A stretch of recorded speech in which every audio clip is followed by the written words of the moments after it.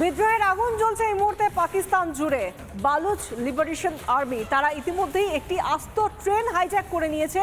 যে ট্রেনটি জাফর এক্সপ্রেস শুরু করেছিল তার যাত্রা কোয়েটা থেকে পেশাওয়ারের উদ্দেশ্যে, এবং ইতিমধ্যেই জানা গেছে 550 জন যাত্রী নিয়ে এই ট্রেনটি শুরু করেছিল যাত্রা। তাদের মধ্যে অধিকাংশই ছিলেন পাকিস্তান সেনার আধিকারিক এবং জওয়ান।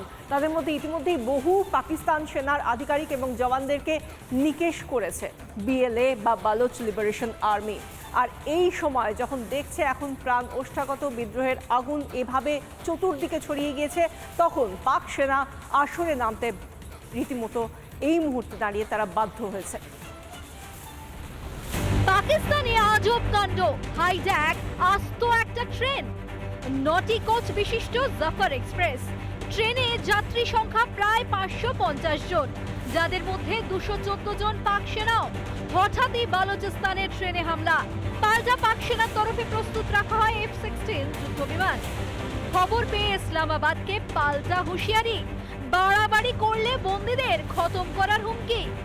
যে পাকিস্তান সারাক্ষণ ভারতে অশান্তির ছক কষে, সেই পাকিস্তানের গৃহযুদ্ধ।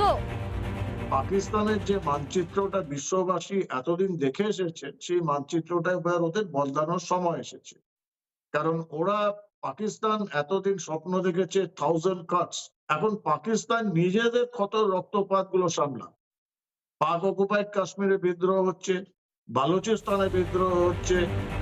এই প্রথম নয়, পৃথক বালুচিস্তান চেয়ে আগেও মারমুখী হয়েছে প্রদেশের বাসিন্দারা।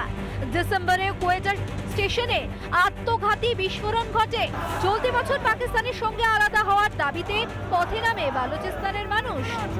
যে টোটাল কনসেপ্ট বালুচিস্তানের পাকিস্তান থেকে বেরিয়ে আসার কনসেপ্ট, মানে যেটা 1971-এ হয়েছিল, যে পাঞ্জাবি ডমিনেটেড পাকিস্তান থেকে যেমন বাংলাদেশিরা বেরিয়ে এসেছিল, তেমনি পাঞ্জাবি ডমিনেটেড পাকিস্তান থেকে বালুচিসরাও, খাইবার পাখতুনওয়া, এরা খুবই অসন্তুষ্ট। যে কোনো মুহূর্তে এরা চলে আসতে পারে। সন্ত্রাসবাদের তোষণকর্তা পাকিস্তান কি এবার খান খান হওয়ার পালা? রিপাবলিক বাংলা। নানা ধরনের কন্টেন্ট দেখার জন্য লাইক করুন, শেয়ার করুন আমাদের ফেসবুক পেজ, সাবস্ক্রাইব করুন আমাদের ইউটিউব চ্যানেল।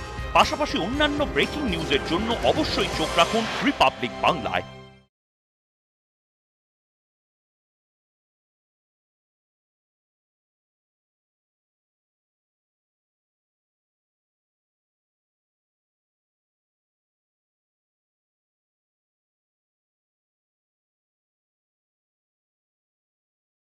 নানা ধরনের কন্টেন্ট দেখার জন্য লাইক করুন, শেয়ার করুন আমাদের ফেসবুক পেজ, সাবস্ক্রাইব করুন আমাদের ইউটিউব চ্যানেল। পাশাপাশি অন্যান্য ব্রেকিং নিউজের জন্য অবশ্যই চোখ রাখুন রিপাবলিক বাংলায়।